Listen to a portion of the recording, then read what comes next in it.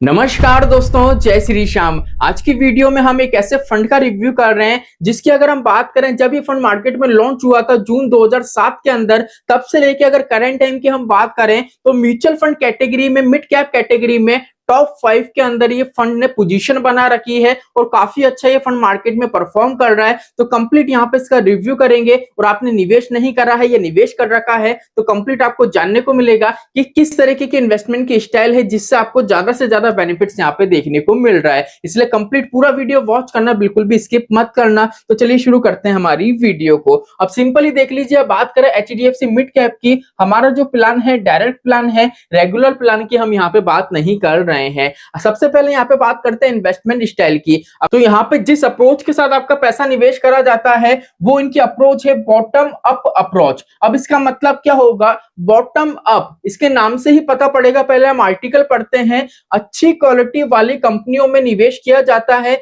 जिसके शेयर की कीमतें उचित स्तर पर हो। अब बॉटम अप का मतलब है अपने निचले स्तर से थोड़े बहुत ऊपर वाले स्तर पे हो, इसकी क्वालिटी अच्छी हो। ऐसे स्टॉक को क्या करा जाता है? यहाँ पे पोर्टफोलियो में शामिल करा जाता है। ऐसा नहीं है कोई अच्छा स्टॉक से अपने बॉटम से काफी अच्छी वैल्यू पे, मतलब उसका वैल्यूएशन काफी ज्यादा हो तब जाके पोर्टफोलियो में कैरी करेंगे, ऐसा नहीं होता है। जब उनको लग रहा है क्वालिटी अच्छी है, बॉटम से थोड़ी ऊपर वाली वैल्यू पे हमको मिल रहा है, ठीक है, प्राइस सेक्शन इसका ठीक है, क्वालिटी अच्छी है, तो वो क्या करते हैं? अपने पोर्टफोलियो में शामिल कर लेते हैं और टारगेट यही रखते हैं कि इसको हमको लॉन्ग टर्म के लिए कैरी करना है। ये फंड लंबी अवधि को ध्यान में रखकर निवेश करता है। जैसे कि अभी मैंने आपको बताया, शेयर और सेक्टर में संतुलन, डाइवर्सिफिकेशन किया जाता है ताकि जोखिम कर सके। अब यहाँ पे अगर हम बात करें तो पहली चीज को आपको देखने को मिलेगा, एचडीएफसी मिड कैप की बात करें तो इक्विटी एलोकेशन तो आपको देखने को मिलेगा ज्यादा से ज्यादा, क्योंकि ये इक्विटी कैटेगरी का फंड है। लेकिन कभी कभी क्या होता है, जब मार्केट थोड़ा पॉजिटिव साइड नहीं होता है तो यहाँ पे क्या होता है, डेप्थ साइड का जो सेक्टर है उसकी एलोकेशन बढ़ा दी जाती है, उसमें पैसा निवेश कर दिया जाता है।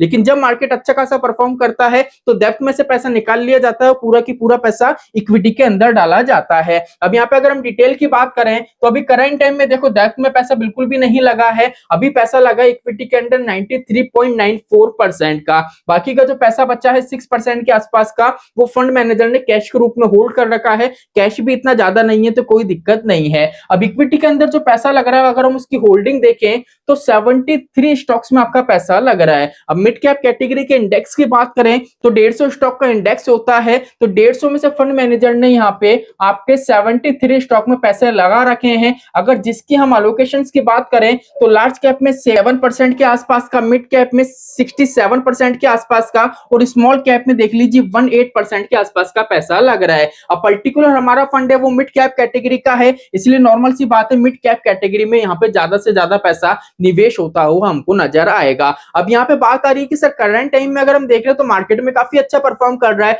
वैसे तो ये फंड ऐसा है, जब से ये फंड मार्केट में लॉन्च हुआ है, जब से अभी तक में अगर आप देखोगे तो टॉप 10 के अंदर ही आपको अपनी पोजीशन बना के दिखेगा। टॉप 10 की भी बात नहीं करें तो टॉप 5 के अंदर आपको ये हमेशा दिखेगा। और यहाँ पे सबसे बड़ी बात करें, जो एचडीएफसी है, अगर बात करें तो इंडिया की टॉप सेकंड एएमसी है, ठीक है, तो एएमसी ट्रस्टेबल है। और अगर फंड की बात करें तो फंड में भी अच्छी खासी ग्रोथ हमको देखने को मिल रही है। अब क्यों देखने को मिल रही है? क्योंकि यहाँ पे क्या होता है, मार्केट की कंडीशन के अकॉर्डिंग पोर्टफोलियो में चेंजेस करा जाता है। अभी करंट टाइम में जो मार्केट की कंडीशन बनी हुई है उस तौर पे देखें तो यहाँ पे फाइनेंशियल का जो सेक्टर है उसमें देख लीजिए अलोकेशन कितनी, 26 के आसपास की। अब जितनी ज्यादा अलोकेशन जिस फंड की फाइनेंशियल सेक्टर में है उसने कहीं ना कहीं स्टेबिलिटी बना के दी है और अच्छा खासा परफॉर्म मार्केट में करा है, ठीक है। अब यहाँ पे अगर हम बात करें अल्फा तो 4% के आसपास का दिखेगा। अब अल्फा क्या होता है? अल्फा ये बताता है कि कोई भी फंड अपने बेंचमार्क से कैसा परफॉर्म कर रहा है। फॉर एग्जांपल मान लीजिए कोई भी बेंचमार्क है, उसका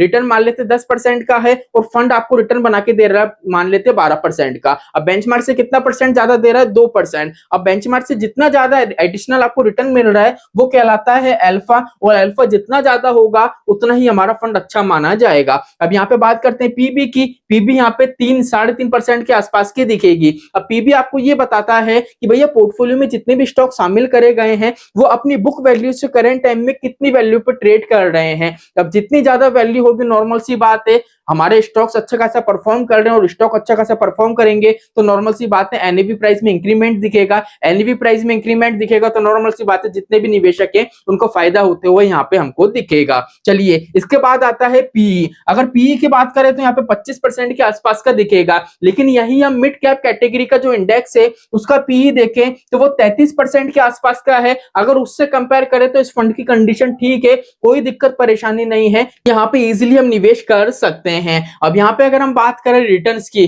तो पहली चीज तो अगर रिटर्न्स की बात करें, एसआईपी की बात करें, लमसम की बात करें तो ये फंड जैसा मैंने आपको बताया था इनकी इन्वेस्टमेंट की जो अप्रोच है वो है लॉन्ग टर्म की, कि ऐसे पोर्टफोलियो में स्टॉक शामिल करना जो लॉन्ग टर्म में हमको अच्छा खासा बेनिफिट बना के दे सके। अगर लॉन्ग टर्म का आप इसका ट्रैक देखोगे तो इसने अपने बेंचमार्क को भी बीट करा, कैटेगरी से काफी अच्छा रिटर्न दिया है और मिड कैप कैटेगरी में अभी के टाइम में देखें तो टॉप 3 पोजीशन इसने बना रखी है। तो यहाँ पे कंडीशन बिल्कुल ठीक है, इजीली आप निवेश कर सकते हो, खुद से एनालिसिस कर सकते हो। ये वीडियो सिर्फ एजुकेशन पर्पज से था। आपको वीडियो कैसा लगा कमेंट करके जरूर बताइएगा। तो चलिए आज के लिए इतना ही, मिलते हमारी नेक्स्ट वीडियो में। जय श्री श्याम दोस्तों, जय श्री राधे।